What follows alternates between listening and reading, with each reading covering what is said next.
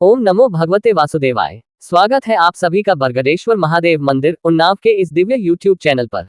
आज हम सुनने जा रहे हैं ब्रह्मपुराण का अद्भुत प्रसंग का अवतार गोकुलगमन, पूतना वध, शकट भंजन, यमलार्जुन उद्धार, गोपों का वृंदावनगमन तथा बलराम और श्री कृष्ण का बछड़े चराना।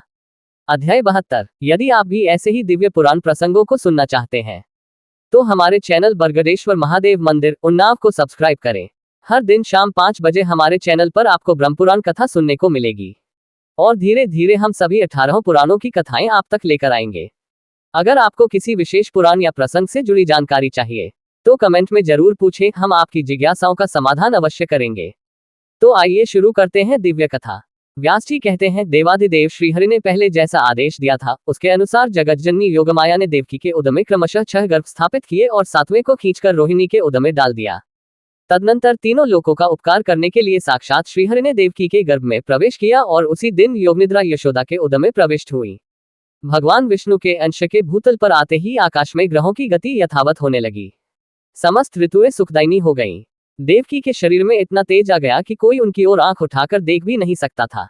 देवतागण स्त्री पुरुषा से अदृश्य रहकर अपने उदर में श्री विष्णु को धारण करने वाली माता देवकी का प्रतिदिन स्तवन करने लगे। देवता बोले, देवी तुम स्वाहा, तुम स्वधा और तुम ही विद्या, सुधा एवं ज्योति हो। इस पृथ्वी पर संपूर्ण लोकों की रक्षा के लिए तुम्हारा अवतार हुआ है। तुम प्रसन्न होकर संपूर्ण जगत का कल्याण करो। हमारी प्रसन्नता के लिए उन परमेश्वर को अपने गर्भ में धारण करो जिन्होंने स्वयं संपूर्ण जगत को धारण कर रखा है। इस प्रकार देवताओं द्वारा की हुई स्तुति को सुनती हुई माता देवकी ने जगत की रक्षा करने वाले कमलनयन भगवान विष्णु को अपने गर्भ में धारण किया। तदनंतर वह शुभ समय उपस्थित हुआ जब की समस्त विश्वरूपी कमल को विकसित सी करने के लिए महात्मा श्री विष्णु रूपी सूर्यदेव का देवकी रूपी प्रभातवेला में उदय हुआ। आधी रात का बस समय था। मेघ मंद मंद स्व में गरज रहे थे। सशुभ महतम भगवान जनार्दन प्रकट हुए। उस वह समय संपूर्ण देवता फूलों की वर्षा करने लगे। विकसित नील कमल के समान श्यामवर्ण श्रीवत्स चिन्ह से सुशोभित वक्षः स्थल वाले चतुर्भुज बालक को उत्पन्न हुआ देख परम बुद्धिमान वसुदेव जी ने उल्लासपूर्ण वचनों में भगवान का स्तवन किया और कंस से भयभीत होकर कहा, शंख चक्र एवं गदा धारण करने वाले देव देवेश्वर, मैंने जान लिया आप साक्षात भगवान हैं, परंतु देव आप मुझ पर कृपा करके अपने इस दिव्य रूप को छिपा लीजिए। आप मेरे भवन में अवतीर्ण हुए हैं, ये बात जान लेने पर कंस अभी मुझे कष्ट देगा। देव की बोली, जिनके अनंत रूप हैं, ये संपूर्ण विश्व जिनका ही स्वरूप है, जो गर्भ में स्थित होकर भी अपने शरीर से संपूर्ण लोकों को धारण करते हैं तथा जिन्होंने अपनी माया से ही बाल रूप धारण किया है, वे देव प्रसन्न हो। सर्वात्मन आप अपने इस चतुर्भुज रूप का उपसंहार कीजिए। दैत्यों का संहार करने वाले देवेश्वर, आपके इस अवतार का वृतांत कंस न जानने पाए। श्री भगवान बोले, देवी पूर्व जन्म में तुमने मुझ जैसे पुत्र को पाने की अभिलाषा से जो मेरा स्तवन किया था वह आज सफल हो गया, क्योंकि आज मैंने तुम्हारे उदर से जन्म लिया है। मुनिव्रो यो कहकर भगवान मौन हो गए तथा वसुदेव जी भी रात में ही उन्हें लेकर घर से बाहर निकले। वसुदेव जी के जाते समय पहरा देने वाले मथुरा के द्वारपाल योगनिद्रा के प्रभाव से अचेत हो गए थे। उस रात में बादल वर्षा कर रहे थे। ये देख शेषनाग ने छत्र की भांति अपने फनों को ढांक लिया और वे वसुदेव जी के पीछे पीछे चलने लगे। मार्ग में अत्यंत गहरी यमुना बह रही थी। उनके जल में नाना प्रकार की सैकड़ों लहरें उठ रही थी, किंतु भगवान विष्णु को ले जाते समय वे वसुदेव जी के घुटनों तक होकर बहने लगी। वसुदेव जी ने उसी अवस्था में यमुना को पार किया। उन्होंने देखा नंद आदि बड़े बूढ़े गोप राजा कंस का कर लेकर यमुना के तट पर आए हुए हैं। इसी समय यशोदा जी ने भी योगमाया को कन्या रूप में जन्म दिया, परंतु वे योगनिद्रा से मोहित थी, अतः पुत्र है या पुत्री इस बात को जान न सकी। प्रसूति गृह में और भी जो स्त्रियां थीं वे सब निद्रा के कारण अचेत पड़ी है। वी गिनत विरूप दुष्टोन करण वर्तम मृत्य हमें बल मौन थी। वसुदेव जी ने चुपके से अपने बालक को यशोदा की शैया पर सुला दिया और कन्या को लेकर तुरंत चुके लौट आए। जागने पर यशोदा ने देखा, मेरे नील कमल के समान श्याम सुंदर बालक हुआ है। बात इससे उन्हें बड़ी प्रसन्नता हुई। वसुदेव जी भी कन्या को लेकर अपने घर लौट आए और देवकी की शैया पर उसे सुलाकर पहले की भांति बैठ रहे। इतने में ही बालक के रोने का शब्द सुनकर पहरा देने वाले द्वारपाल सहसा उठकर यह खड़े हो गए। उन्होंने देवकी के संतान होने का समाचार कंस से निवेदन किया। कंस ने शीघ्र ही वहां पहुंचकर उस बालिका को उठा लिया। हो देवकी रुधे हुए कंठ से, छोड़ो छोड़ दो इसे, यो कहकर उसे रोकती ही रह गई। कंस ने उस कन्या को एक शिला पर दे मारा, किंतु वह आकाश में ही ठहर गई और आयुधों से 8 बड़ी बड़ी भुजाओं वाली देवी के रूप में प्रकट हुई। उसने ऊंचे स्वर से अट्टहास किया और कंस से रोषपूर्वक कहा, ओ कंस, मुझे पटकने से क्या लाभ हुआ? जो तेरा वध करेंगे वे प्रकट हो चुके हैं। देवताओं के सर्वस्वभूत वे श्रीहरि पूर्वजन्म में भी तेरे काल थे। इन सब बातों पर विचार करके तू शीघ्र ही अपने कल्याण का उपाय कर। यो कहकर देवी कंस के देखते देखते आकाश मार्ग से चली गई। उसके शरीर पर दिव्य हार, दिव्य चंदन और दिव्य आभूषण शोभा पा रहे थे और सिद्धगण उसकी स्तुति करते थे। तदनंतर कंस के मन में बड़ा उद्वेग हुआ। उसने प्रलंब और केशी आदि समस्त प्रधान असुरों को बुलाकर कहा, महाबाहु प्रलंब, केशी, धेनुक और पूतना, अरिष्ट आदि अन्य सब वीरों के साथ तुम लोग मेरी बात सुनो। दुरात्मा देवताओं ने मुझे मार डालने का यत्न प्रारंभ किया है, किंतु वे मेरे पराक्रम से भली भांति पीड़ित हो चुके हैं, अतः मैं उन्हें वीरों की श्रेणी में नहीं गिनता। दैत्य वीरों, मुझे तो कन्या की कही हुई बात आश्चर्य सी प्रतीत होती है। देवता मेरे विरुद्ध प्रयत्न कर रहे हैं, ये जानकर मुझे हंसी आ रही है। तथापि दैत्येश्वरों, अब हमें उन दुष्टा का और अधिक अपकार करने की चेष्टा करनी चाहिए।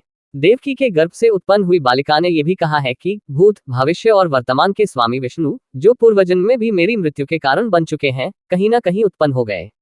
अतः इस भूतल पर बालकों के दमन का हमें विशेष प्रयत्न करना चाहिए। जिस बालक में बल की अधिकता जान पड़े, उसे यत्नपूर्वक मौत के घाट उतार देना चाहिए। असुरों को ऐसी आज्ञा देकर कंस अपने घर गया और विरोध छोड़कर वसुदेव तथा देवकी से बोला, मैंने आप दोनों के इतने बालक व्यर्थ ही मारे।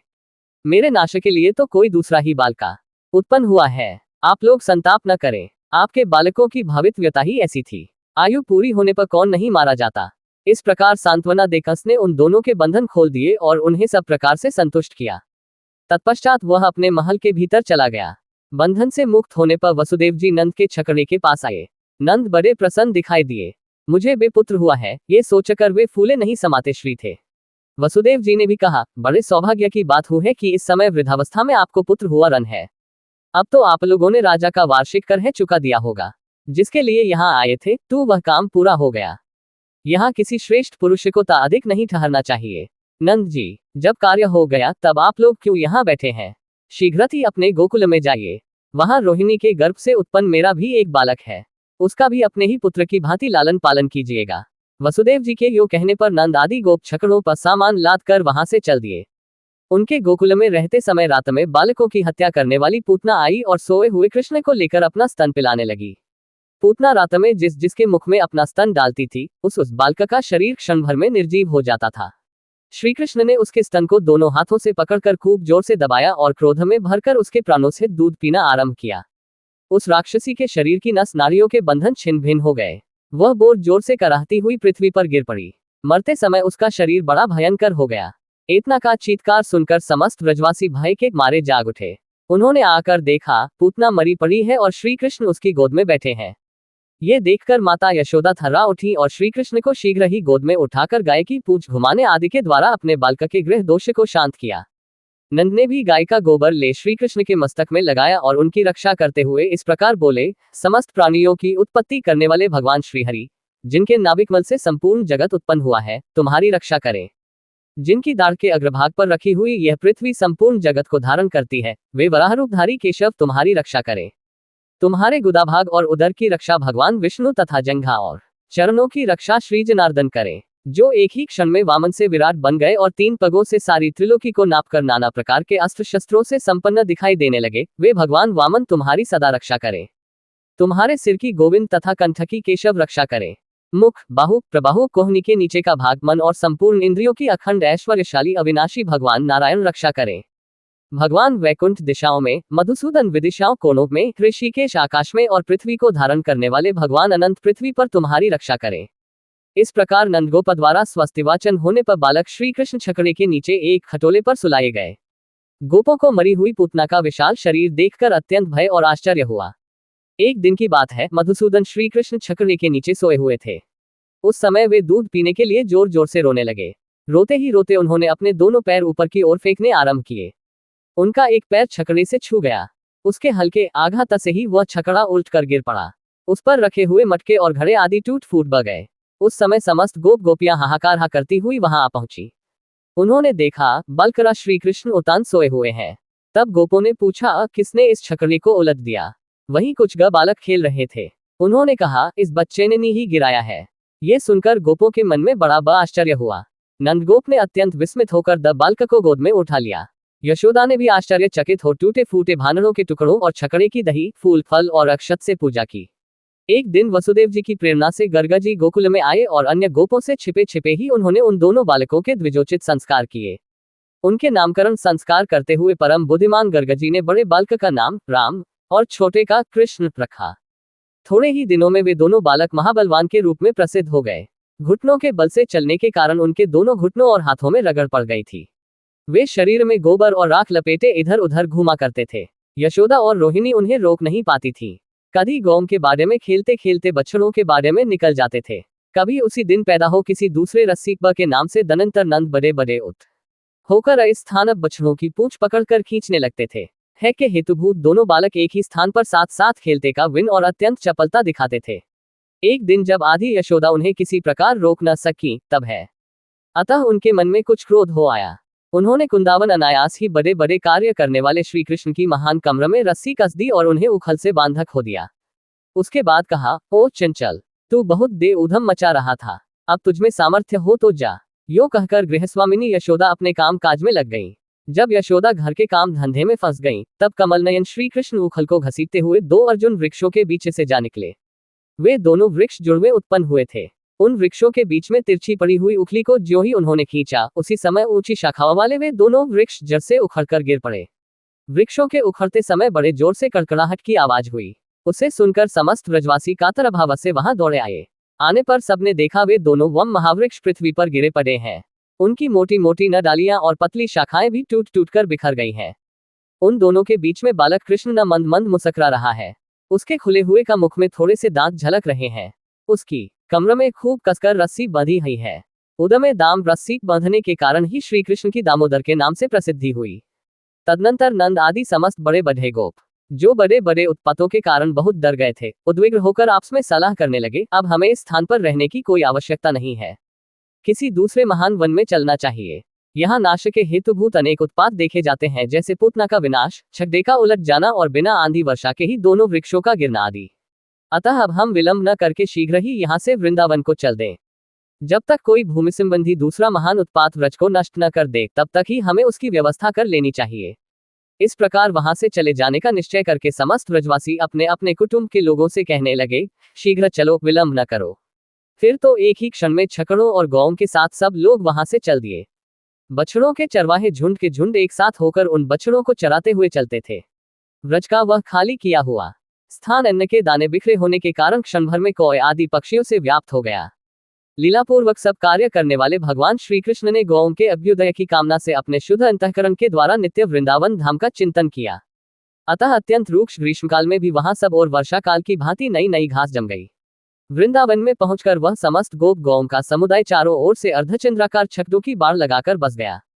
तत्पश्चात बलराम और श्री कृष्ण बछड़ों की चरवाही करने लगे। गोष्ठ में रहकर वे दोनों भाई अनेक प्रकार की बाल लीलाएं किया करते थे। मोर के पंख का मुकुट बनाकर पहनते, जंगली पुष्पों को कानों में धारण करते, कभी मुरली बजाते और कभी पत्तों को लपेटकर उन्हीं के छिद्रों से तरह तरह की ध्वनि निकालते थे। दोनों काक पक्षधारी बालक हंसते खेलते हुए उस महान वन में विचरण करते थे। कभी आपस में ही एक दूसरे को हंसाते हुए खेलते और कभी दूसरे ग्वालबालों के साथ बालोचित क्रीड़ाएं करते फिरते थे। इस प्रकार कुछ समय बीतने पर बलराम और श्री कृष्ण 7 वर्ष के हो गए। जो संपूर्ण जगत का पालन करने वाले हैं, वे उस महाव्रज में बछड़ों के पालक बने हुए थे। धीरे धीरे ग्रीष्म ऋतु के बाद वहां वर्षा का समय आया। मेघों की घटा से संपूर्ण आकाश आच्छादित हो गया। निरंतर धारावाहिक वृष्टि होने से संपूर्ण दिशाएं एक सी जान पड़ती थी। पानी पड़ने से नई नई घास उगाई। स्थान स्थान पर बीरबहुटियों से पृथ्वी आच्छादित हो गई। जैसे पन्ने के फर्श पर लाल मणि की ढेरी शोभा पाती है, उसी प्रकार बीरबहुटियों से ढकी हुई हरी भरी पृथ्वी सुशोभित होती थी। जैसे नूतन संपत्ति पाकर उद्धत मनुष्यों के मन कुमार्ग में प्रवृत्त होने नई नई घास उगाई। स्थान स्थान पर बीरबहुटियों से पृथ्वी आच्छादित हो गई। जैसे पन्ने के फर्श पर लाल मणि की ढेरी शोभा पाती है, उसी प्रकार बीरबहुटियों से ढकी हुई हरी भरी पृथ्वी सुशोभित होती थी। जैसे नूतन संपत्ति पाकर उद्धत मनुष्यों के मन कुमार्ग में प्रवृत्त होने। यदि आपको हमारे वीडियो ज्ञानवर्धक लगे तो लाइक, शेयर और सब्सक्राइब करना न भूलें, ताकि अधिक से अधिक लोग पुराणों की इस अमृतधारा से जुड़ सकें। अगर ये जानकारी पसंद आए हो तो हमारे चैनल बरगदेश्वर महादेव मंदिर उन्नाव को लाइक, शेयर और सब्सक्राइब करना न भूलें। फिर मिलेंगे नई जानकारी के साथ।